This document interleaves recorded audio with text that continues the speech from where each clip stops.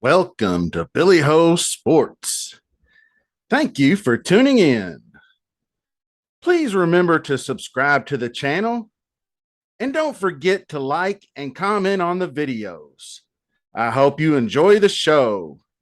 Now, let's go.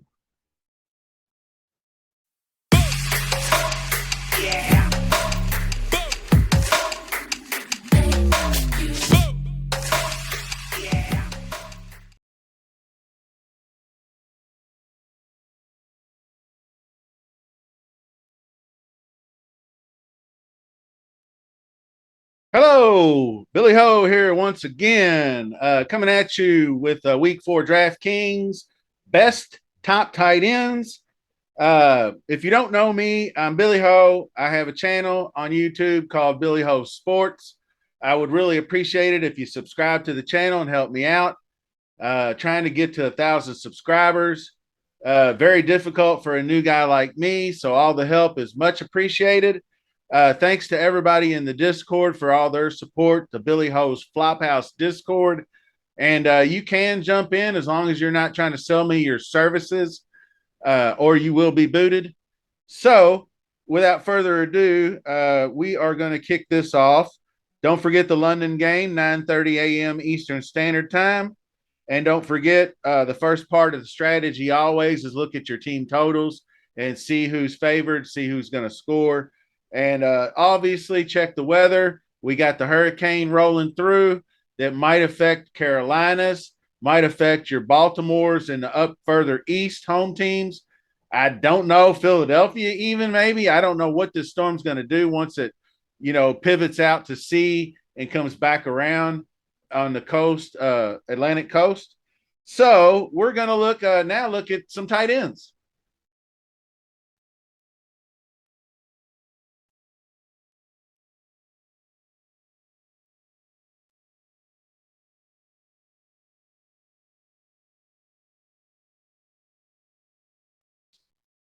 And obviously, first up is none other than the $7,100 Mark Andrews.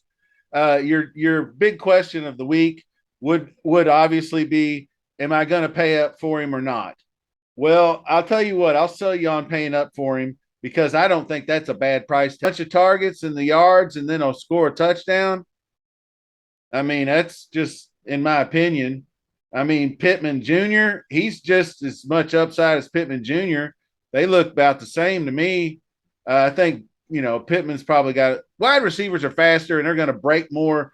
They're going to break open more and have long touchdown runs. That's the only difference between Mark Andrews and one of these guys is Mark Andrews is probably not likely to break off a 50-yard touchdown. That's probably about it. So the next guy, and your big drop off to well, of course we got Waller, who I've already mentioned, and I don't know. It's a tough call. I said I liked him as a run back, but he certainly 8 targets is good. 17 points. He's always a red zone threat. So we need to get these targets up there. He needs to be 8 to 10 targets for 70 yards. And then he'll be more, but the 5 target thing ain't getting it done. So that's up to you. He's a good run back. He might be the only guy that they can't cover on Denver. They got a really, really good defense. So if you want to roll the dice, that's cool. Kyle Pitts is the next guy up. He did finally get something going. I don't know. I haven't watched the film on it.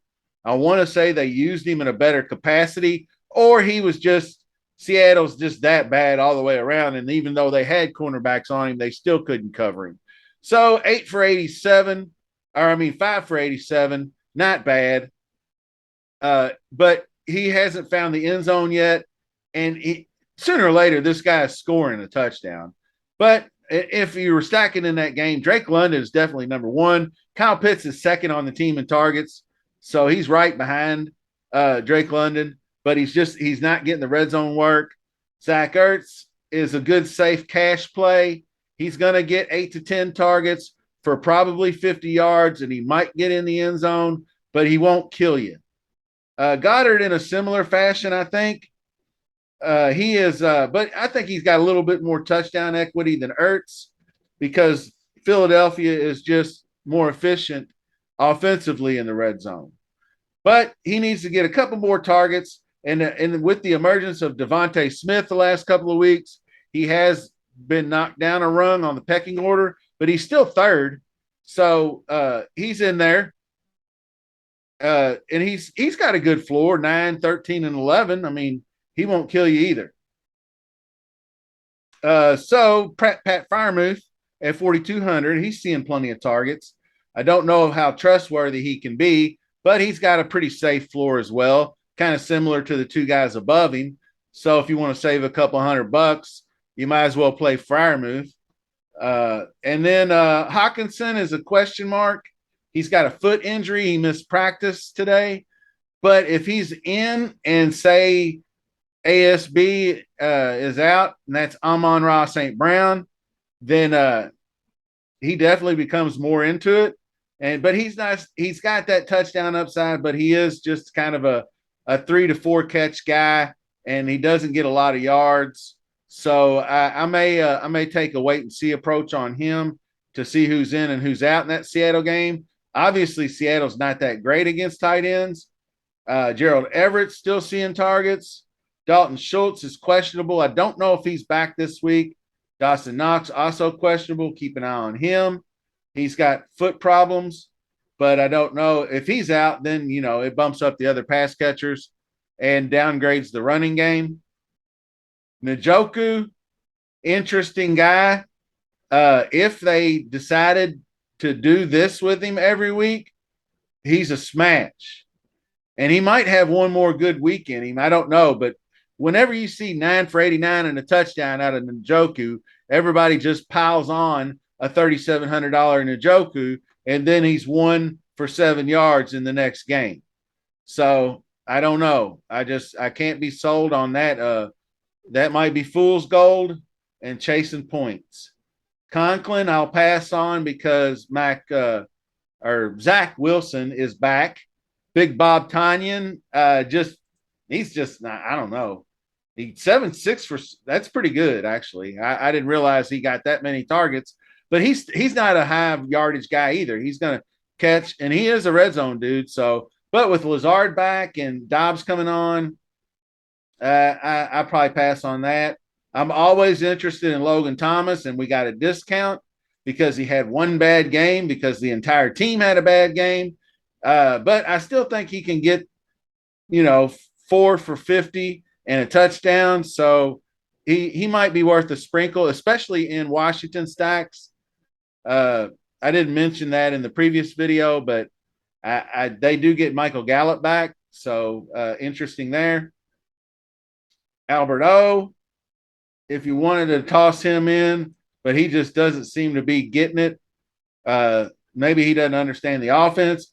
And if Disley wasn't splitting time with Parkinson, them two combined would be a bomb-ass tight end because they each seem to catch 3 for 30 and one of them gets a touchdown.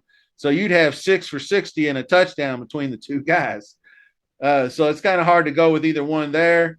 Cole Kmet, who's supposed to be the second coming, finally did get a little bit, but I don't know, man. Justin Fields is so bad. I'll have to wait and see on that one. Getting down here further, I don't know if I want anybody further down here. Like I said before, I've learned my lesson on trying to find these punt tight ends. The only other one that I might be interested in is Bellinger, who got 4 for 40 in that game against Dallas, because now that Sterling Shepard's gone, they've lost their slot wide receiver.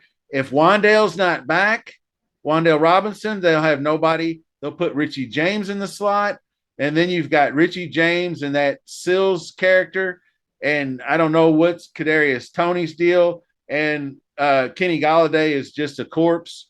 So Bellinger might be a guy that, and I don't think Chicago is very good against tight ends, so he might be the one pay down guy that I might go with. The James Woods dude, I don't know where he came from, but he just threw that whole thing into a mess.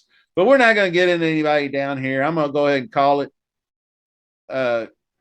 but my best advice is to go ahead and at least get up into that 4K range, the 4,200 Freiermuth to the 4,700 Ertz, and that range would be safe. Waller, or pay up for Andrews, or like I did last week and punt $2,900 New Orleans tight end that got one target for 0 points and cost me 2 GPPs I know of. So that'll do it. Appreciate you watching. Don't forget, subscribe to the channel. And until the next video, which I think will be on wide receivers for week 4 main slate, we'll see you soon. Thank you for watching.